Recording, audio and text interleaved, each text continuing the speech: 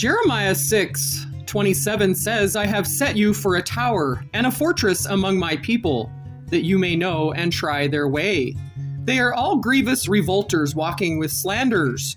They are brass and iron. They are all corrupters. The bellows are burned, the lead is consumed of the fire, the founder melts in vain, for the wicked are not plucked away. Reprobate silver shall men call them, because the Lord has rejected them. Jeremiah tried to warn the people about their behavior, those that said they were of God, but they committed all types of sin, even to the people that were chosen by God. Years ago, at first, I didn't understand God's purpose for my life. I thought 20 years ago my testimony was good, it was solid, that my story had meaning. And don't get me wrong, it did. But it wasn't God's plan at the time for me to share, because for 5 years, when I started to journal or transcribe my story, I hit a brick wall. I froze. I was traumatized. Every page that I wrote was worsening terror. I had flashbacks. I was having nightmares. I was having panic attacks. I was having a disconnected feeling, like it wasn't me, that it wasn't true. I was in complete denial that anything ever happened to me. I was in full dismay. Needless to say, it took me 5 years to write 90 pages.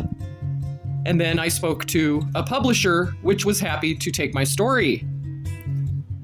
And then 20 years later, I'm on YouTube and I've told most of my story in a 30-minute video.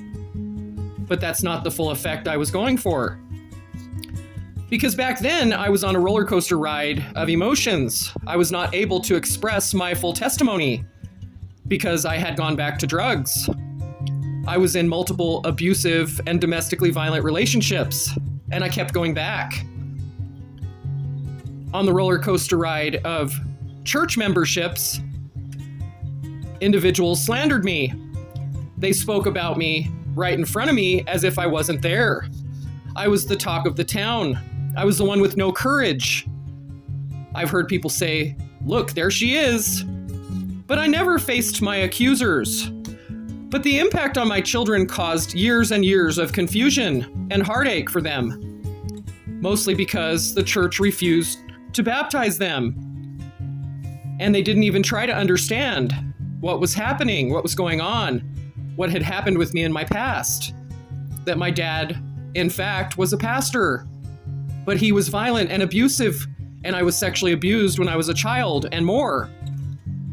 But all the church members did was gloat about their trips and their outings. And me and my kids fell to the wayside. And at one point left them on the church steps crying because we were a broken family and they refused to meet us where we were, where we needed it the most. We needed Jesus and we needed prayer. And we needed friends. We needed people to walk with us through our difficulties, but no one would. So we stayed stuck in chaos as the laughable ones, the freaks that God didn't help. So they wouldn't help us either. But I'm here to tell you that God wrote his promises in my heart. I've never forgotten about them. Jesus touched me and delivered me. He freed me from all the lies of the enemy. And now my story is on all audio platforms, streaming now on Spotify and Audible and Google Play and many others.